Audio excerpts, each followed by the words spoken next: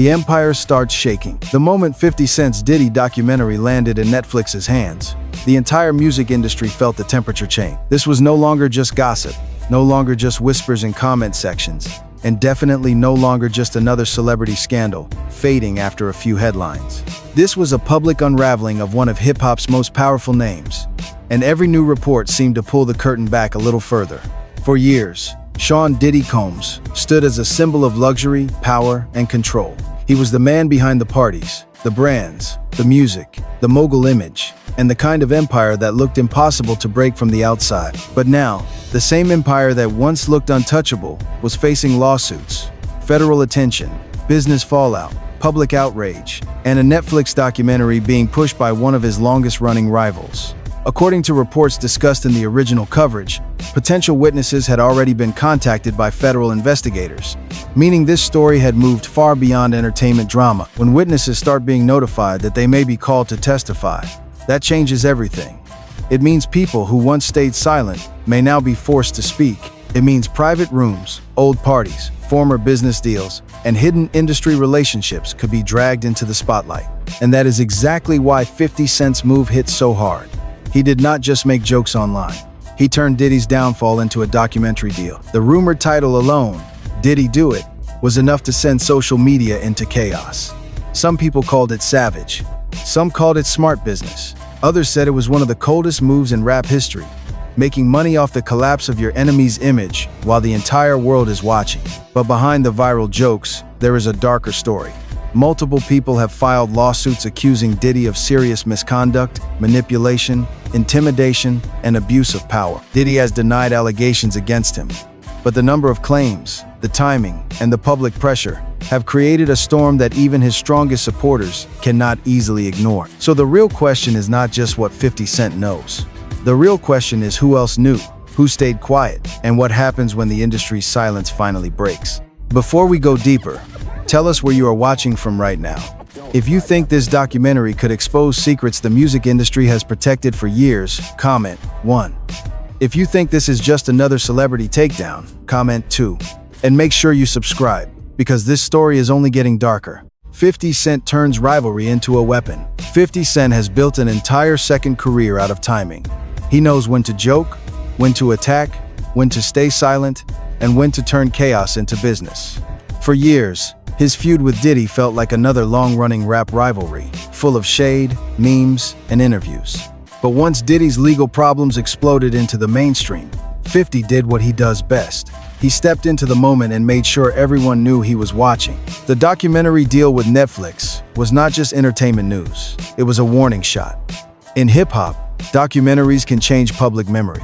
They can take rumors that lived in barbershops, podcasts, comment sections, and backroom conversations, then package them into a story millions of people can consume in one night. That is why the industry reacted so strongly. A Netflix documentary does not feel like a random YouTube rumor. It feels official, it feels permanent.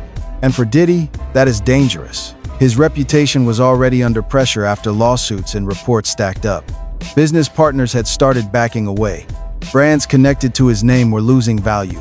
The image of the unstoppable mogul was no longer shining the way it used to. Suddenly, the same celebrity aura that once protected him became part of the problem, because people started asking how someone so powerful could operate for so long without anyone stepping in. That is where 50 Cent's documentary becomes bigger than personal revenge. It taps into a bigger conversation about power in the entertainment industry. Who gets protected? Who gets silenced? Who benefits when victims are scared to speak? And why do so many people only start telling the truth when cameras, lawyers, and federal investigators show up? The original story made one point very clear. The industry has been unusually quiet, and silence, in a situation like this, can feel loud. The same celebrities who usually rush to comment on every trending topic suddenly seemed careful. Some stayed away completely. Others spoke in vague terms, avoiding names and details. That kind of silence made fans even more suspicious. Because when someone as connected as Diddy is under fire, people do not just wonder what he did, they wonder who else was in the room. The lawsuits changed the conversation. At first, some fans tried to treat the Diddy controversy like normal celebrity drama. They argued online, picked sides, and waited for the next headline. But the more lawsuits emerged, the harder it became to dismiss the situation as just rumors. The allegations were not all coming from one person. They were coming from different people, different time periods, and different corners of Diddy's world. One lawsuit mentioned in the source material involved Adria English, who claimed she worked at Diddy's famous white parties and later felt pulled into a situation she never expected. Her complaint described the early work as something that appeared legitimate before. According to her claims, the environment changed. That detail matters because it fits a pattern many people were now discussing. An opportunity that begins with access, glamour, and promise, then slowly becomes pressure, control, and fear. Other lawsuits added more layers. April Lampros claimed she met Diddy as a young student and believed he could help guide her future. Crystal McKinney described meeting him through the fashion world and later feeling her career was damaged after an alleged encounter. Rodney Jones Jr., a producer connected to Diddy's music work, accused him and people around him of creating a dangerous environment where professional boundaries were allegedly crossed. Diddy has denied allegations against him, and lawsuits still have to move through legal processes. But in the court of public opinion, the damage was already severe. People were no longer seeing one isolated accusation. They were seeing a timeline. They were seeing repeated claims of power being used to control people who wanted opportunity, mentorship, or access to the industry. That is what made the story feel so disturbing to the public. Hip-hop has always had stories about tough business, unpaid producers, damaged relationships, and behind-the-scenes pressure.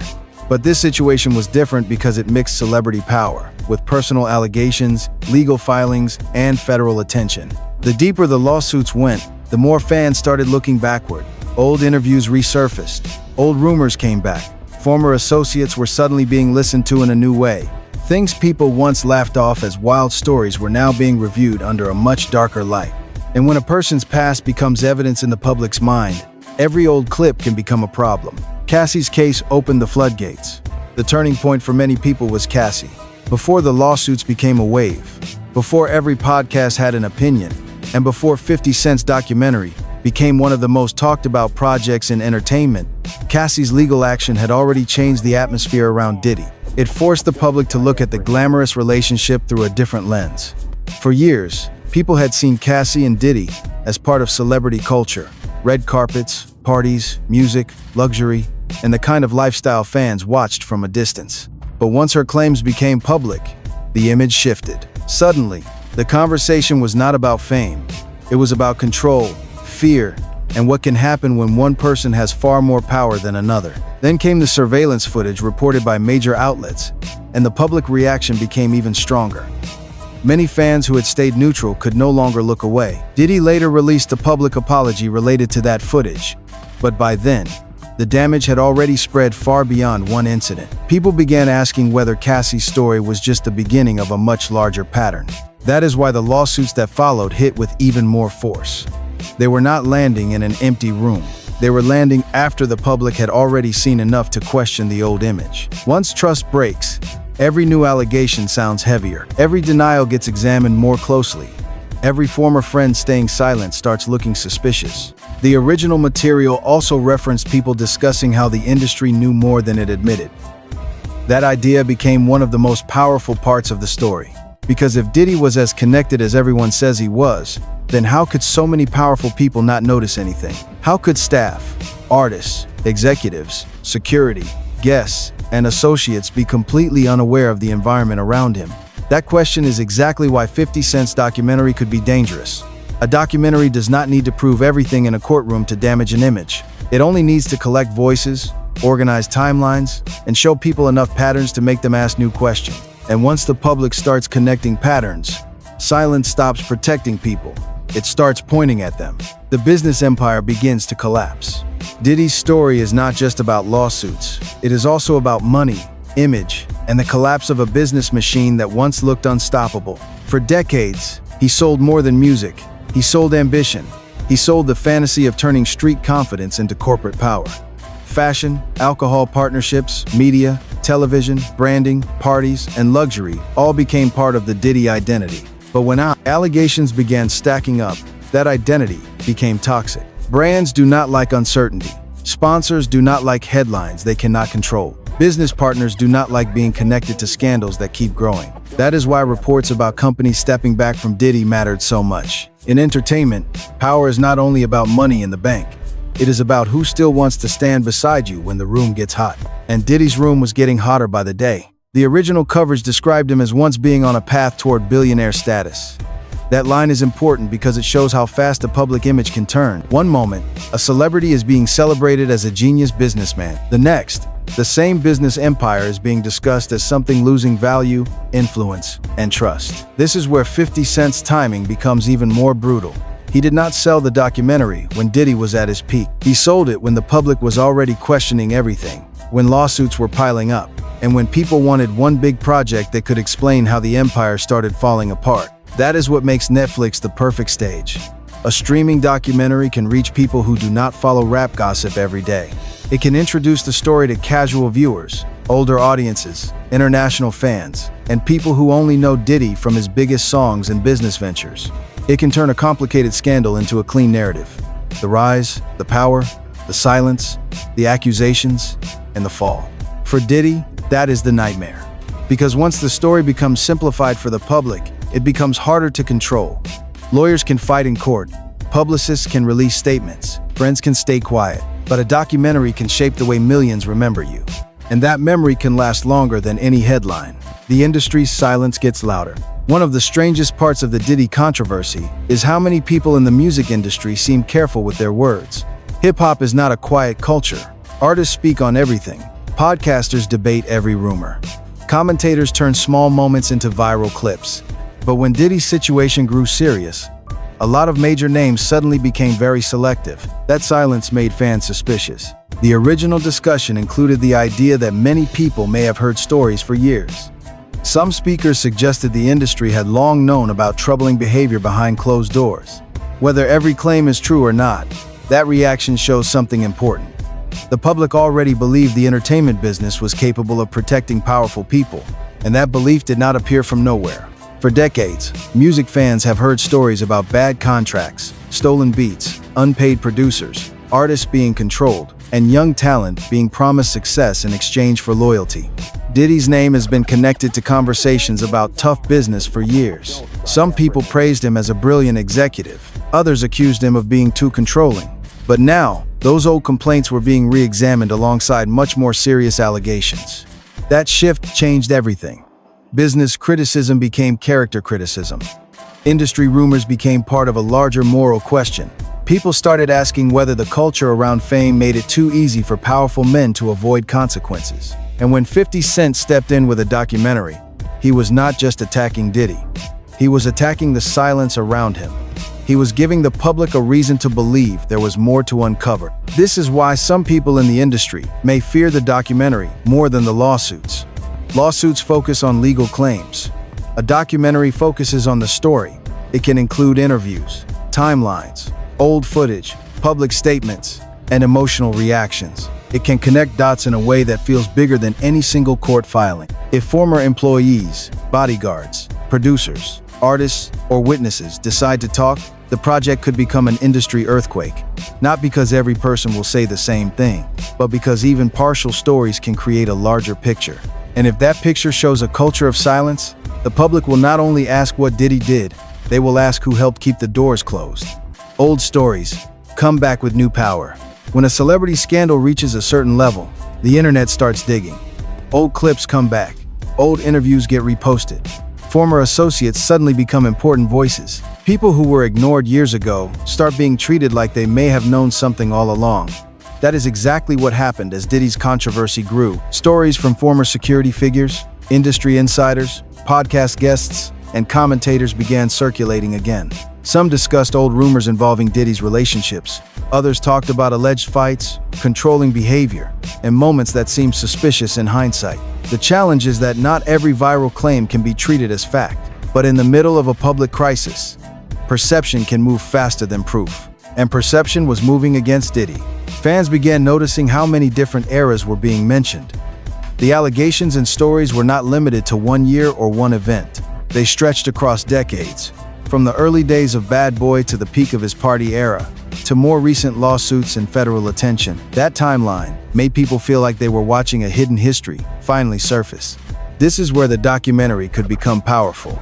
A good documentary does not just repeat accusations. It builds a timeline. It shows how small moments connect. It explains why certain relationships mattered. It introduces viewers to people who were there. It takes scattered headlines and turns them into a story the audience can follow. For 50 Cent, that is the perfect battlefield. He understands public attention, he knows how to frame a rival, and he knows that Diddy's image depended heavily on mystique. The mansion, the white parties, the celebrity guests, the luxury, the idea that he was always in control. But now, that same mystique works against him. Every party becomes a question. Every old friendship becomes a clue. Every person who attended those events may now be asked what they saw, what they heard, and what they ignored. That is the real danger of old stories coming back. They do not have to be new to feel explosive. They only need a new context. And right now, Diddy's entire past is being viewed through the darkest context of his career. 50 Cent's most ruthless business move. There is a reason people call 50 Cent's Netflix deal diabolical. It was not just because he mocked Diddy. It was because he turned the situation into a major media product at the exact moment the world was paying attention. In rap, winning a feud used to mean having the better diss record, the better sales, or the louder fan base. But 50 Cent turned this feud into a streaming asset. That is a different kind of victory. The documentary reportedly sparked a bidding war, which means platforms believed the public appetite was real. People wanted to watch. They wanted timelines, interviews, context, and answers. They wanted someone to explain how Diddy went from music mogul and luxury symbol to one of the most controversial figures in entertainment. And 50 Cent was more than willing to be the person attached to that project. His critics might say he is exploiting a serious situation. His supporters might say he is exposing what the industry ignored. Both arguments can exist at the same time, because while the allegations involve real people and serious pain, the entertainment business also turns public downfall into content. That is the uncomfortable truth behind this entire story. 50 Cent knows that better than almost anyone. He came from conflict. He survived industry battles. He rebuilt himself through music, television, business, and trolling that often became marketing. So when Diddy's image started falling, 50 saw more than a scandal. He saw a story, a market, and an opportunity to hit a rival where it hurt most: legacy. Because money can be rebuilt, brands can be renamed, legal teams can fight, but legacy is different. Once the public starts associating your name with fear, lawsuits, silence, and scandal, it becomes almost impossible to return to the old version of yourself. That is why this documentary matters. It could become the version of the story that defines Diddy for a new generation. Young viewers who did not grow up with Bad Boy may meet him through this controversy first. Older fans may revisit his entire career with new questions. Former supporters may feel betrayed. Former critics may feel validated. And 50 Cent will be standing in the middle of it, not just as a rival, but as the producer who helped package the fall. The question nobody can escape as the legal battles continue and the documentary waits in the shadows. One question keeps growing louder. How does this end for Diddy? The answer is complicated because there are two battles happening at the same time. One battle is legal. That happens in court, through evidence, testimony, filings, denials, settlements, and decisions. The other battle is public. That happens online, in documentaries, on podcasts, across social media, and inside the minds of fans who are deciding what they believe. Diddy has denied allegations, and the legal system has to decide what can be proven. But public trust does not always wait for a final verdict. Public trust reacts to patterns, footage, lawsuits, silence, and the way powerful people respond when pressure arrives. That is why this moment is so dangerous for him. Even if some claims are disputed, the overall image has already changed. The billionaire mogul story has been replaced by a darker narrative. The parties no longer feel glamorous. The silence of industry friends no longer feels loyal. The business exits no longer feel random. Everything now looks connected, even when not every detail has been proven. And that is exactly the kind of environment where a documentary can hit hardest. If 50 Cent's Netflix project includes strong interviews, careful timelines, and credible voices, it could become one of the most talked about music documentaries in years. It could force new conversations about how hip-hop protects power, how women and young creatives are treated in elite circles, how fame can create fear, and how long the industry can pretend not to know what happens behind closed doors. But there is also a lesson here bigger than Diddy and 50 Cent. Fame does not erase accountability. Money does not make a person untouchable forever. And silence may protect powerful people for a season, but when the truth begins to move, it can move faster than any legal team, brand deal, or public apology. For now, Diddy's future remains uncertain. The lawsuits are still part of an unfolding legal process.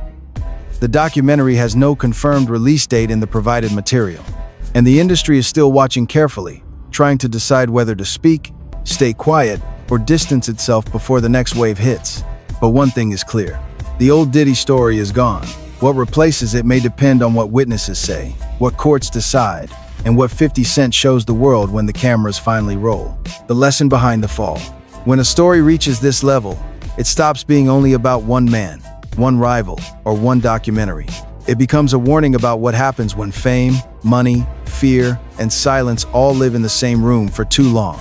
Diddy's situation is still unfolding, and the courts will have to separate what can be proven from what remains disputed. But even before the final legal answers arrive, the cultural damage is already impossible to ignore. For decades, the music industry has sold fans a dream: the private jets, the luxury parties, the diamonds, the mansions, the power moves, the superstar friendships, and the image of total success. But stories like this remind people that behind the brightest lights, there can also be pressure, control, broken trust, and people who felt they had no safe place to speak. That is why the public reaction has been so intense. Fans are not just watching a celebrity scandal. They are questioning the entire system that allowed powerful figures to become almost untouchable. And this is where 50 Cent's role becomes strategic. He understood that the world was not just looking for jokes. They were looking for a full story. By pushing the documentary forward, he positioned himself not only as Diddy's enemy, but as the person willing to turn industry whispers into a mainstream conversation. Whether people see that as exposure, revenge, or business, one thing is clear: he knew the timing, the audience, and the emotional weight of the moment. But there is a deeper lesson here for everyone watching. Power should never be used to silence people. Success should never become a shield against accountability. And in any industry, especially one built on young talent chasing dreams, mentorship must never turn into manipulation. The people with the most influence should be held to the highest standard, not protected because they are rich, connected, or famous. At the same time, the public has to remember that real justice is not the same as internet chaos. Serious claims deserve serious attention, not just jokes, memes, and viral clips. The people involved deserve truth, fairness, and a process that does not turn pain into entertainment without responsibility. Hip-hop can be competitive, dramatic, and fearless, but it also has to become more human. The culture grows stronger when it protects people, values truth, and refuses to let silence become a business model. So, whether the documentary becomes explosive or not, the message is already clear. No empire is too big to question. No celebrity image is too polished to crack, and no industry can hide forever from the stories it tried to bury. If you believe the music industry needs more truth, more accountability, and more protection for the people behind the scenes, hit that like button, share this video, and subscribe for more deep stories from the world of hip-hop. And before you go, comment 1 if you think 50 Cent's documentary will change everything, or comment 2 if you think the biggest secrets are still being protected.